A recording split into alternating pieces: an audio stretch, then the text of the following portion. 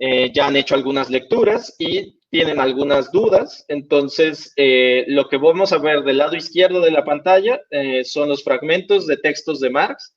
Usualmente no nos gusta citar a Marx porque por la cuestión que les comentaba de que se vuelve toda una interpretación de él y de sus textos, pero en este caso lo vamos a hacer por cuestiones ejemplificativas y de sencillez.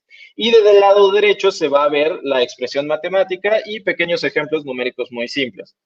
Para empezar por el carácter bifacético del trabajo, bueno, Marx establece dos cuestiones. Uno, la fuerza productiva es siempre fuerza productiva del trabajo útil. Sabemos que el trabajo útil, concreto, lo que hace es generar los productos, ¿no? Y darles esa utilidad. Entonces, él dice que es en razón directa al aumento o reducción de la fuerza productiva que el trabajo útil deviene fuente productiva más abundante o exigua. Bueno, fuera del español muy elegante que utiliza, bueno, del lenguaje muy elegante que utiliza Marx, él nos está dando dos elementos. Por un lado tenemos trabajo concreto, esa es una variable. La otra variable son las fuerzas productivas y la otra variable es la cantidad de producto. Entonces, del lado derecho lo que tenemos es una función de producción.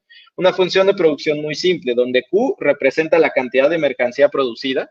F es la fuerza productiva o las fuerzas productivas, cuya unidad de medida son las mercancías que se generan por espacio de tiempo, que por ejemplo pueden ser horas, entonces podrían ser unidades por hora. Y L es la cantidad de trabajo, que como en el ejemplo, bueno, con la variable anterior se mencionó, se mediría en horas de trabajo. Igualmente podrían ser minutos, segundos, semanas, años, cualquier unidad de tiempo, pero en este caso utilizaremos horas. Entonces, por ejemplo, si las fuerzas productivas conocemos, ya sabemos, son de 2 mercancías por hora, y un trabajador labora durante 8 horas, entonces generará un producto total de 16 mercancías. Es algo muy simple, es una función de producción lineal que los neoclásicos le llaman o se la adjudican a Ricardo, que en efecto él, digamos, podría ser quien la haya empezado, o cualquier economista anterior. Y quisiera destacar la similitud que existe entre esta función de producción con la ecuación en física de la distancia, que todos sabemos es la multiplicación entre la velocidad y el tiempo. Las fuerzas productivas serían el equivalente a la velocidad, el tiempo de trabajo pues al tiempo, y la distancia a la cantidad de producto. Esto solo es con el objetivo de generar una analogía y que se entienda de manera más clara. Ahora, las fuerzas productivas usualmente les llamamos productividad también. Sería algo parecido a lo que la teoría neoclásica le llaman la productividad total de los factores, aunque aquí, como se ve, solo existe un factor que es el trabajo. Más adelante veremos cuando ya no existe solo trabajo. Pero las analogías o las comparaciones dejan de ser útiles cuando existe un cuerpo conceptual que sí es muy diferente. Y para Marx las fuerzas productivas involucran muchísimas más cosas que para lo que la teoría neoclásica significa la productividad total de los factores, porque para la teoría neoclásica más bien se vuelve como el cajón desastre, donde cuando yo no puedo explicar nada, pues ¿qué es? Pues es la productividad total de los factores, pues porque no tengo idea con qué otra cosa explicarlo.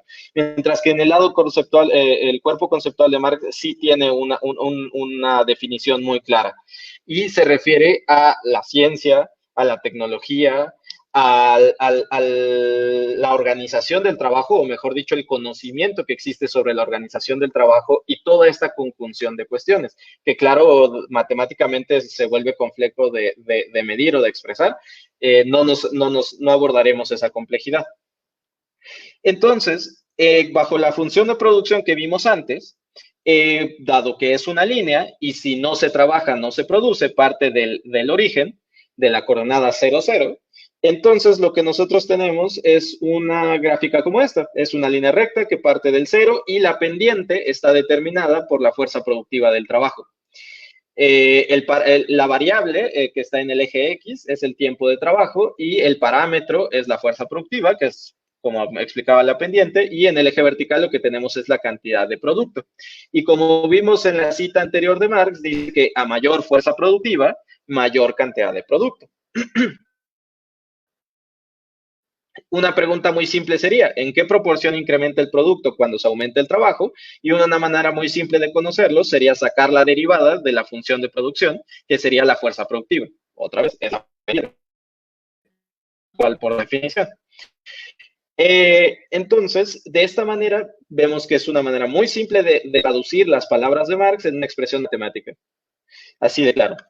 Ahora, en el carácter bifacético del trabajo, como su nombre lo indica, bi,